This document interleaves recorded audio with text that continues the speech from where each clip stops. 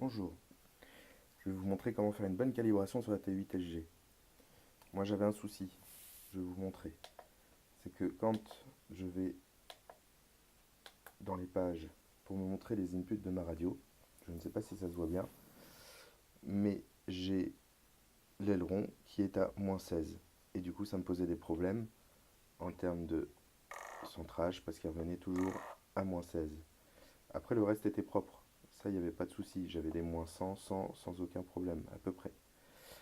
Mais du coup, mon centre était pas bien calé. Le seul moyen de le faire, c'est dans le transmetteur menu, aller dans transmetteur config, juste ici, et vous avez calibrate juste ici. Au moment où vous mettez calibrer, il va vous dire de mettre tout au centre, vos potards et vos sticks. Donc on vise à peu près le centre sur le throttle, c'est un peu compliqué. Et au niveau de cela, moi je fais un tour plus la moitié d'un. Ça me donne à peu près le milieu. À partir de là, on a juste à faire entrer.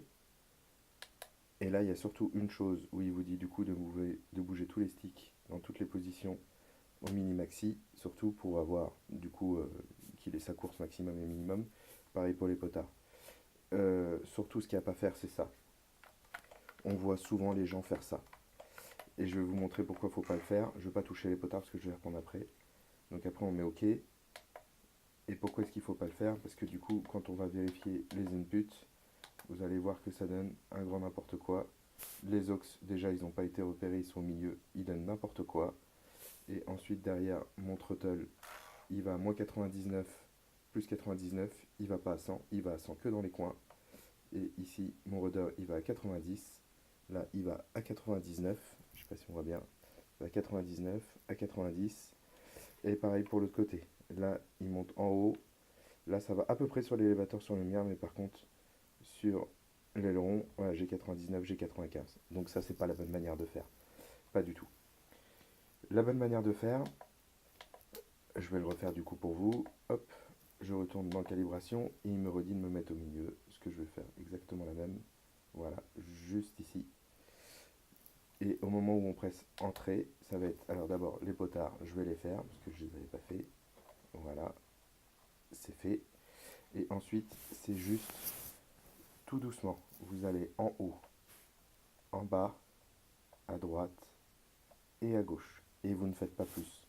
Pareil, à droite, à gauche, en haut et en bas. Et on vient au milieu. Et ça suffit largement. Là, je presse Enter. Et quand je retourne au niveau du channel monitor, déjà, c'est un peu plus stable. Ça, c'est normal, c'est mon throttle. Il n'est pas à 0. Pour être à 0, il faudrait qu'il soit au milieu. Sinon, là, il met -99, mais c'est pas très grave. J'ai bien -100 en throttle, ici. Plus 100 en throttle. L'aileron sur les côtés, -100, 100, ou l'inverse, en rudder. Et du coup, en aileron, -100, plus 100, elevator, 100, -100. Et pareil, du coup, pour mes aux, si je descends, je suis bien à -100. Si je monte, je suis bien à +100. Et pareil pour l'autre côté, -100, 100. Et on ne fait rien d'autre, ça suffit pour la calibration. On n'y touche plus. Après, derrière, le reste, en ce qui concerne les autres buts, c'est dépend de votre réglage dans le mixeur, puisque du coup, là, vous verrez apparaître l'expo si vous en avez, ou d'autres choses, un remplacement de stick, enfin de switch ou autre, ou par exemple, moi j'ai mes, bon c'est mon alarme qui sonne, j'ai mes 3 vitesses sur cette chose-là, ce qui fait que du coup, vous voyez mon, mon channel 1, j'ai 60% ici, j'ai 60% de l'autre, pas plus que 60%. Si je descends mon switch, j'ai 100%. Et si je suis sur la poignée du milieu, j'ai 80%. Vous voyez, c'est là du coup où vient jouer tout ce que vous faites dans le mixeur. Voilà, je voulais vous le montrer. Toi, tais-toi, voilà. Je voulais vous le montrer pour ceux qui n'y arrivent pas et pour vous montrer la bonne manière de faire une calibration des sticks avec déviation, je pense, en général. Mais en tout cas avec la T8 SG, ça c'est sûr. Voilà. A plus.